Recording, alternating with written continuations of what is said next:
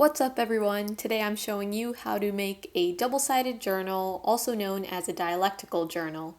This video was requested by a commenter, so make sure to drop your ideas for future videos in the comments down below. So what is a double-sided journal? It's a two-column chart that allows you to record your thoughts on a piece of text as you're reading. And this text can be a book, a poem, an article, whatever you're currently reading in the moment. And what you can include in this journal is a question, a comment on the style or context of the text, knowledge about the author's background, analysis of themes, literary strategies, and characters, or connections to other sources including books, music, and movies. Here's a blank template of the double-sided journal, and as you can see, the left column will have the text or the quote or excerpt from the actual work that you're reading. And on the right, you'll have the response, your personal response to that piece of text. So I filled in some sample entries in this journal from the book Song of Solomon by Toni Morrison. Take a second to just pause this video and read over these entries on your own. It's totally fine if you haven't read this book. I'll be explaining each of these entries in detail right now. Let's take a look at this first row. The quote on the left says, "But Circe is dead. This woman is alive. That was as far as he got, because although the woman was talking to him, she might in any case still be dead. As a matter of fact, she had to be dead." So the woman in this excerpt is Circe, and the him, which the quote is referring to, is Milkman, the main character, who is seeing this woman in front of him who is supposed to be dead, but she is clearly alive in his eyes. So on the right, you can see my paragraph response to this quote. And I said that Circe is this character who embodies this style of magical realism. So in my double-sided journal analysis, I am making a connection to the characteristic of the book's genre or movement, because magical realism is a technique used in Song of Solomon that is meant to blend the supernatural or the fantastical with the real world. So I think this excerpt really exemplifies that trait. And if we go further down here, we can see that Circe is encouraging Milkman to become a bridge between his ancestors and his own family. So I'm drawing similarities or possibly even differences between characters in my analysis of this excerpt, allowing me to think about different characters at the same time and also extrapolate beyond the passage and think about the context of the whole book in general. Let's take a look at the second piece of text, which says, "He couldn't be mistaken. These children were singing a story about his own people." And again, the he in this passage is Milkman, the main character. And just a quick note, I know that if you can tell by the page numbers that I didn't do this in chronological order, but usually in your double-sided journal, it would be in chronological order because you'd be writing your responses as you are reading. But going back to the passage, if you see my analysis on the right, I'm saying that this passage marks a revelation for the reader because the central metaphor of flight begins to fall into place.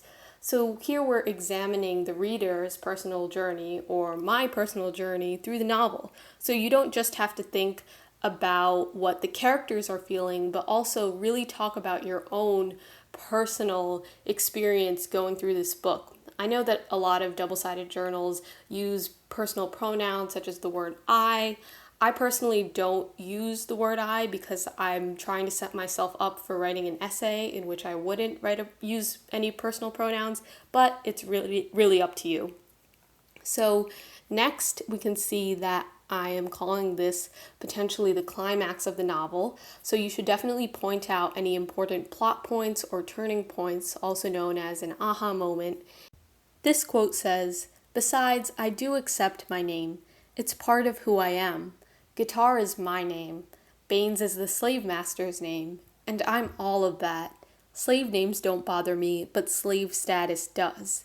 So this is actually a piece of dialogue that's spoken by Guitar, another main character. And in my response on the right, you can see that I've written some questions to either answer now, research for the future, or continue to think about. I'm asking, what distinction does guitar make between slave names and slave status? And how did the author choose his first name, considering the fact that she did choose to name certain characters after biblical and mythological figures?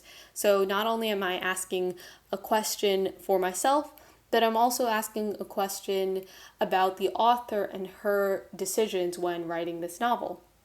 This quote is the last sentence of the novel, and it says, "For now he knew what Shalimar knew.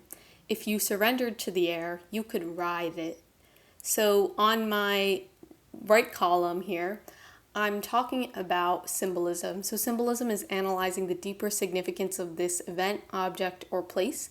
So I am delving deeper into the symbol of this final flight between Guitar and Milkman.